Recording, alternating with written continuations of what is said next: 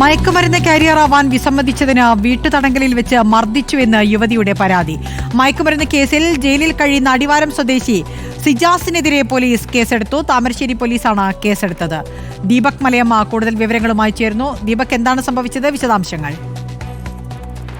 അപർണ, അടിവാരം സ്വദേശിനിയായ യുവതിയുടെ പരാതിയിലാണ് ഇപ്പോൾ താമരശ്ശേരി പോലീസ് കേസെടുത്തിരിക്കുന്നത്. 2022 ജൂൺ മാസം മുതൽ 2024 ഡിസംബർ വരെ ഇരുവരും ഭാര്യ ഭർത്താക്കന്മാരെ പോലെ കഴിയുകയായിരുന്നു. ആ ഘട്ടത്തിലാണ് ഈ യുവതിയോട് മയക്കുമരുന്ന് കാരിയറാവാൻ വേണ്ടി നിലവിൽ 113 ഗ്രാം MDMA പിടികൂടിയ കേസുമായി ബന്ധപ്പെട്ടുകൊണ്ട് റിമാൻഡിൽ കഴിയുന്ന പ്രതിയായിട്ടുള്ള സിജാസ് ആവശ്യപ്പെട്ടത് എന്നുള്ളതാണ് യുവതി പരാതിയിൽ പറയുന്നത്. ഒപ്പം തന്നെ അത്തരത്തിൽ മയക്കുമരുന്ന് കാരിയറാവാൻ വിസമ്മതിച്ചതിനെ തുടർന്ന് വീട്ടിലിട്ട് വലിയ രീതിയിൽ മർദ്ദനമേൽക്കുന്ന സാഹചര്യമുണ്ടായി.